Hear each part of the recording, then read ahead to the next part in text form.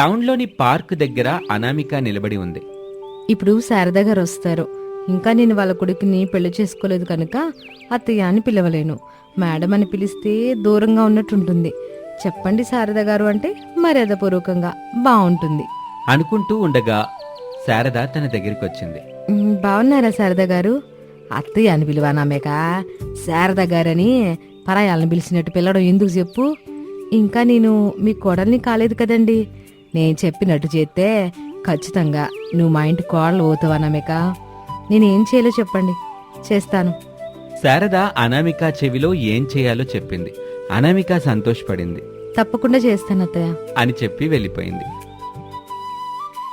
కొన్ని రోజులు గడిచిన తర్వాత ఇంటి అరుగు మీద దిగులుగా కూర్చున్న కొడుకు రమేష్ దగ్గరికి తండ్రి ప్రసాద్ వేడివేడి టీతో వచ్చాడు. ఏమైంది బాబు, కొత్త పెళ్లి కొడుకువి, ఎందుకంత దిగులుగా కూర్చున్నావు అని ఆందోళనగా అడిగాడు. రమేష్ ఏడుపు గొంతుతో నమ్మించి అమ్మ మనల్ని మోసం చేసింది నాన్న అని చెప్పాడు. ప్రసాద్కి అర్థం కాలేదు. అయోమయంగా, ఒరేయ్, నమ్మించి మీ అమ్మ మనల్ని మోసం చేయడం ఏంటి బాబు, ఏం జరిగింది అని అడిగాడు. నాన్న, అనామికకి వంట చేయడం రాదంట అని రమేష్ చెప్పగానే ప్రసాద్ కళ్ళు తిరిగి కింద పడిపోయాడు. రమేష్ కంగారుతో వెళ్ళి నీళ్లు తీసుకొచ్చి ప్రసాద్ మీద పోశాడు. ప్రసాద్ లేచి నిలబడ్డాడు. ఏడుపు గొంతుతో అడిగాడు, ఏం చెప్తున్నావు బాబు, కోడలికి వంట కూడా చేయడం రాదంటావా? అవునన్న, అమ్మకే కాదు అనామికకి వంట చేయటం రాదంట. అయ్యో నా కొడక, మన బతుకంతా ఈ వంటరాని అత్తా కోడలకి వంటలు చేసి పెట్టడమేనా? వాళ్ళు తినగా మిగిలినవి తినడమేనా? కోడళ్ళొచ్చి కమ్మని వంటలు చేసి పెడతారని ఎంతకాలం ఎంతో ఆశపడ్డాను. అయితే మొత్తం నిరాశపాలైందనమాట. ఇప్పుడేం చేద్దాం నాన్న? ఇంకేముంది బాబు, నువ్వు అన్నం చెయ్యి, నేను కూర చేస్తాను. నువ్వు ఒడియాలు పెట్టు, నేను అప్పడాలు వేస్తాను. నువ్వు పప్పు చెయ్యి, నేను పోపు పెడతాను. నాన్న అని ఇప్పుడు గట్టిగా అరిస్తే ఏం లాభం? పెళ్లి చూపుల రోజున నేను చెప్పింది ఒకసారి గుర్తు చేసుకో అని చెప్పాడు. రమేష్ నిజంగానే గుర్తు చేసుకున్నాడు. ఆ రోజున రమేష్ డ్రెస్సింగ్ టేబుల్ ముందు నిలబడి అందంగా తయారవుతున్నాడు. అప్పుడే ప్రసాద్ వచ్చాడు. ఎలా ఉన్నా నాన్న? అంతా నా పోలికే కదా బాబు, అందంగా ఉన్నావులే. అంటే నాన్న, 50 ఏళ్లకి నేను నీలాగా తయారవుతానా? ఏదోటి అవుతావులే బాబు. ఇప్పుడు నేను వచ్చిన విషయం గురించి చెప్తానాగు. చెప్పు నాన్న, అమ్మను కూడా పిలవాలా? మీ అమ్మొద్దు, మన ఇద్దరమే మాట్లాడుకోవాల్సిన విషయం ఇది. అయితే చెప్పు నాన్న, ఈ గదిలో మనం మాత్రమే ఉన్నాం. రే, పెళ్లి చూపుల్లో అమ్మాయికి వంట చేయడం వచ్చా అని అడగటం మాత్రం మర్చిపోబాకరా. ఎందుకు మర్చిపోతా నాన్న? నాకు తెలివచ్చినప్పటి నుంచి నువ్వే కదా ఇంట్లో వంటలు చేస్తున్నావు. అమ్మకి వంట రాదు, ఇక అనామిక కూడా రాకపోతే వంటలు ఎలా చెప్పు? అందుకే నాన్న, పెళ్లి చూపులయ్యాక నేను అనామికని వంటల గురించి అడుగుతాను. ఏ మాత్రం మొహమాడబడబాకు బాబు, ఖచ్చితంగా అడగాలి. బాగా గుర్తుపెట్టుకో. సరే నాన్న, ఖచ్చితంగా అడుగుతాను. ఒకవేళ అందరి ముందు అనామికాని అడగడానికి నీకు సిగ్గడ్డొస్తే బయటికెళ్ళి మాట్లాడుకుందామని చెప్పు. అప్పుడు ఇద్దరిని అలా పెరట్లోకి పంపిస్తారు. అక్కడ అమ్మాయిని చూసి సిగ్గుపడుతూ అట్టాగే ఉండబాకు, వంటల గురించి అడుగు. నేను నీలాగా అన్నా, నువ్వు కూడా అప్పుడు పెళ్లి చూపులకెళ్ళి అమ్మని చూసి మైమరిచిపోయిన సంగతి అమ్మ నాకు చెప్పింది. అప్పుడు పడ్డాన్రా, అంతే, ఇంకా లేవటం లేదు. నువ్వు కూడా నాలాగా పడకుండా ఉండాలని నా తాపత్రయం అంతా. నానా, చూస్తూ ఉండు, నేను నీలా కాదు. నేను అడగాలనుకున్న విషయాలన్నీ అడిగేస్తాను. నచ్చితేనే పెళ్ళి, లేదంటే మళ్ళీ చూపులు జరుగుతాయి అంటూ జరిగింది గుర్తు చేసుకుని వాస్తవంలోకి వచ్చాడు. ప్రసాద్ నిట్టూర్చాడు. ఇద్దరికిద్దరు సరిపోయారు, వంటరాని అత్తాకోడళ్ళు. మనం వంటగదిలో, వాళ్ళేమో టీవీ ముందు. నాన్నా, ఇప్పుడు ఏం చేద్దాం నాన్న? కిచెన్లోకి వెళ్ళి వంటలు చేద్దాం పదబాబు అని ప్రసాద్ చెప్తూ ఉండగా అత్తాకోడలు వచ్చారు. ఏంటి తండ్రి కొడుకులు బయట ఏం మాట్లాడుకుంటున్నారు?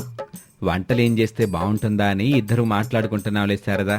నాకు చికెన్ బిర్యానీ చేయండి, గోంగూర మటన్ కూడా చెయ్యండి. కోడ్ల, నీకేం కావాలో చెప్పు, వాళ్ళు చేసి పెడతారు. గుత్తొంకాయ కూరని అండి, ఈ పూటకి సరిపెట్టేసుకుంటాను అని చెప్పింది అనామిక. ప్రసాద్ రమేష్లు ఇంట్లోకి వచ్చారు. ఇంటి బయట అత్తాకోడలు మాట్లాడుకుంటూ ఉంటారు. రమేష్ ప్రసాద్లు కిచెన్లో అత్తాకోడలు చెప్పిన వంటలు చేస్తూ ఉంటారు. అలా సమయం గడుస్తూ ఉంటుంది. లంచ్ టైం అయింది. తినటానికి అత్తాకోడళ్ళు డైనింగ్ టేబుల్ మీద కూర్చున్నారు. ప్రసాద్, రమేష్ ఇద్దరూ కలిసి చేసిన అన్ని రకాల వంటల్ని అక్కడ పెట్టారు. అత్తాకోడలు ఎంతో సంతోషంగా తింటూ ఉంటారు. తండ్రి కొడుకులు బాధగా వాళ్ళని చూస్తుంటారు. అలా రోజులు గడుస్తూ ఉంటాయి. ప్రసాద్కి జీవితం మీద విరక్తి కలిగింది. కోపంగా లగేజీ బ్యాగు పట్టుకున్నాడు. శారద లగేజీ బ్యాగును చూసి వెటకారంగా మీ పుట్టింటికి పోతున్నారా? అని అడిగింది. ప్రసాద్కి కోపం వచ్చింది. చూడు శారదా, మంచిగా మాట్లాడు. నేను పుట్టింటికి వెళ్ళటమేంటి? అయినా నేను పుట్టి పెరిగింది ఇక్కడే, ఇదే ఇంట్లో, ఇదే నా పుట్టిల్లు అని చెప్పాడు ప్రసాద్. మరి లగేజ్ బ్యాగ్తో వచ్చారు? వంటల నుంచి విముక్తి కావాలి శారదా, అందుకే మేము బయటికి వెళ్తున్నాం ఒక నిమిషం ఉండండి. కోళ్ళ, నేను చెప్పిన కాగితం తీసుకురా అని గట్టిగా చెప్పింది శారద. అనామిక ఒక కాగితం తీసుకొచ్చి శారదకి ఇచ్చింది. ఈ కాగితం ఏంటో తెలుసా మీకు? తెలియదు శారదా, ఏంటి కాగితం? విషయం నీకు తెలుసుగా కోళ్ళ, అర్థమయ్యేలాగా మీ మామయ్యకి చెప్పు. నా భార్య శారదకి వంట రాదని మా పెళ్లి కంటే ముందే చెప్పింది. శారద వంట నేర్చుకునేంత వరకు నేనే తనకి ఇష్టమైన వంటలను చేసి పెడతాను. ఒకవేళ అలా చేసి పెట్టకుండా శారదని వదిలిపెట్టి నేను దూరం వెళ్ళాలని అనుకుంటే నా పేరు మీదున్న ఇంటిని శారద పేరు మీద రాస్తాను. అప్పుడు కూడా శారద ఒప్పుకుంటేనే నేను దూరంగా వెళ్ళిపోతాను. లేదంటే ఇలాగే శారదకి వంటలు నేర్పుతూ ఉంటాను అని అందులో ఉంది మావయ్య. మీరు వేలిముద్రలు కూడా వేశారుగా అని చెప్పింది. ప్రసాద్కి కోపం వచ్చింది. మోసం శారద ఇది. మీరు చాలా మంచోళ్ళండి. మీరు నాకు కావాలి, అందుకే ఇట్ట చేయకి తప్పలేదు. ఇప్పుడు కొడుకు పరిస్థితి ఏంటి మరి? అంతేగా అంతేగా. అవును మామయ్య, అంతేగా అంతేగా. ఇలా చేయమని అత్తయ్య నాకు పెళ్లి కంటే ముందే పార్కులో కలిసి చెప్పింది. అదే చేశాను. కానీ ఆయనకి తెలీదు. ఆయన కూడా మీలాగా ఏదో ఒక రోజున ఇలా అంటే అప్పుడు ఈ విషయం బయట పెడతాను. మీరు వంటరాని అత్తాకోడలు కాదు శారదా, మనసులేని అత్తాకోడళ్ళు. ఇప్పుడు తమరింట్లోకి వస్తారా, అట్ట బయటికి వెళ్ళిపోతారా? ఇంట్లోకి వస్తానులే.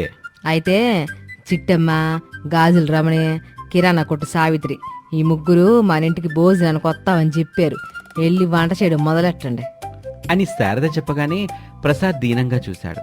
శారదకి జాలి కలగలేదు. మీరెంత దీనంగా చూసినా నాకు జాలి కలగదు. నేను వంట చేయను, ఎలండి. అదిగా శారదా, మన ఇంటి వాళ్ళకైతే ఏదోలాగా చేస్తున్నావు, ఇప్పుడు బయట వాళ్ళని పిలిచి వాళ్ళ ముందు కూడా మమ్మల్ని వంట వాళ్ళలాగా నిలబెట్టాలా చెప్పు? ఇదంతా మొన్న మీరు చేసిన గోంగూర పచ్చడి తెచ్చింత అంట. వాళ్ళు వచ్చి అడిగారు, గోంగూర పచ్చడి ఉంది కదా అని. కొంచెం కొంచెం వేసి ఇచ్చే, అది అలాగ బాగా నచ్చిందట. ఈరోజు తినడానికి వస్తామని చెప్పారు. ఇదెక్కడి తలనొప్పి శారదా? జర్మనీ తలనొప్పి, జపాన్ తలనొప్పి, లేదంటే అమెరికా తలనొప్పి అని తర్వాత ఆలోచించుకోవచ్చు. మీరేం చేస్తారో నాకు తెలీదు. ఎక్కడికి వెళ్తారన్నది కూడా నాకు వద్దు. గోంగూరని తీసుకొచ్చి పచ్చడి చేయండి చాలు. అది కాదు శారదా. వంటింట్లోకి వెళ్ళి ఈ తలనొప్పి బస్సు ఎక్కువ వచ్చిందా, కారులో వచ్చిందా, లేదంటే ట్రైన్లో వచ్చిందా అని ఆలోచించుకోకుండా గోంగూర పచ్చడి చేసే పనిలో ఉండండి. వెళ్ళండి. ప్రసాద్ ఏడుపు ముఖంతో కిచెన్లోకి వెళ్ళాడు. అత్తాకోడలు నవ్వుకుంటూ కొంత సమయం తర్వాత ప్రసాద్, రమేష్ గోంగూర పచ్చడి, వేడివేడి అన్నము చేసి డైనింగ్ టేబుల్ దగ్గర పెట్టారు. ఇక మీరు గేదెల దగ్గరికి వెళ్ళండి. వాటికి కూడా వంట చేసి పెట్టాలి ఏంటి శారదా?